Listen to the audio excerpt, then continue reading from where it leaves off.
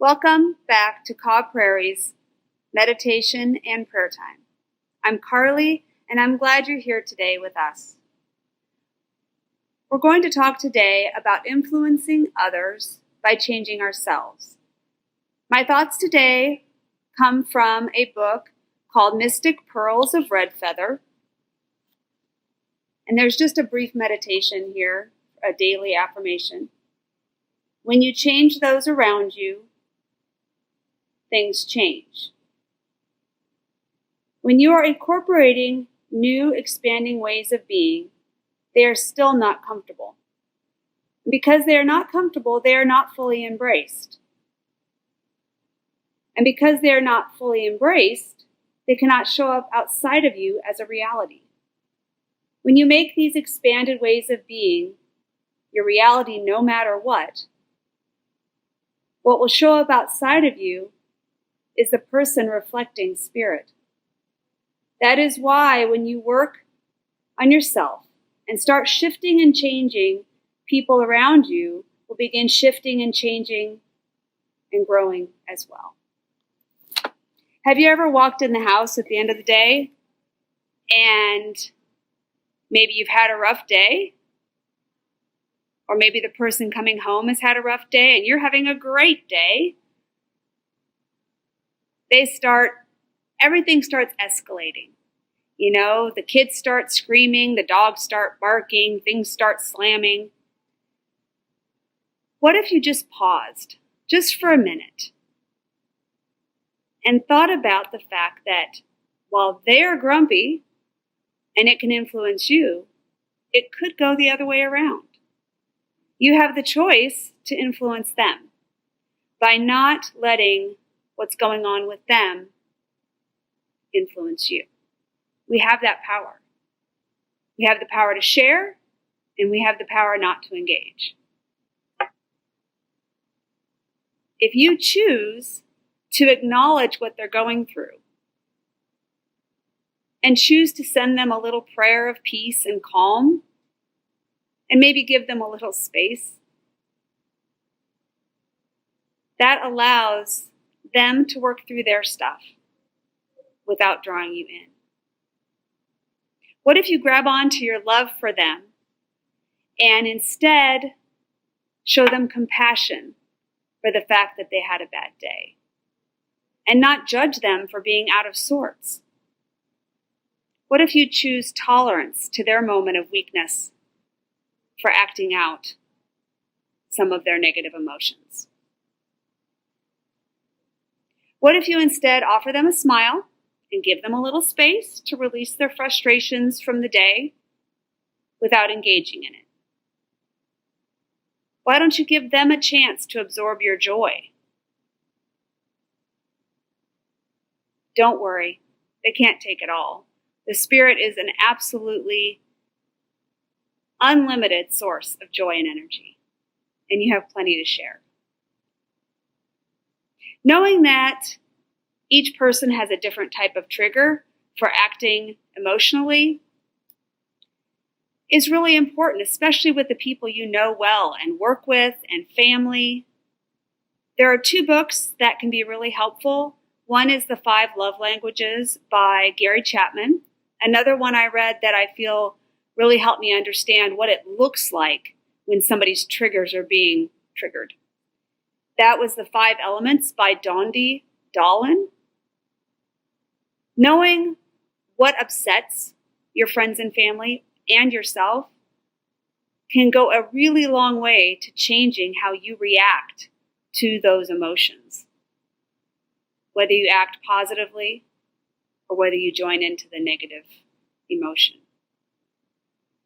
As we do our decluttering today, think especially about anybody that you're holding anger for, or you often feel anger or frustration or impatience with, and let that go, at least for the next 5 minutes. It might take some practice.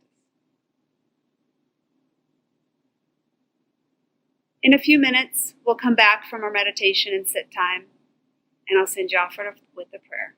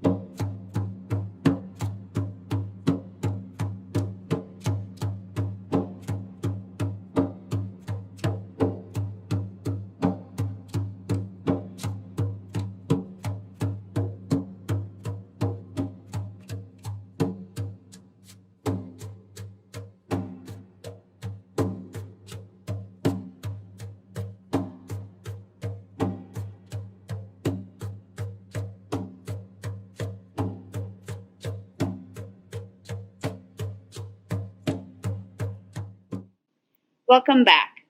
I hope you had a productive sitting time today, clearing your mind of anger and frustration and whatever else was cluttering you up today. My prayer for you today is that your light might shine a little brighter with joy and happiness, and that you can spread it to others every time the opportunity arises. Go today. Enjoy. Amen.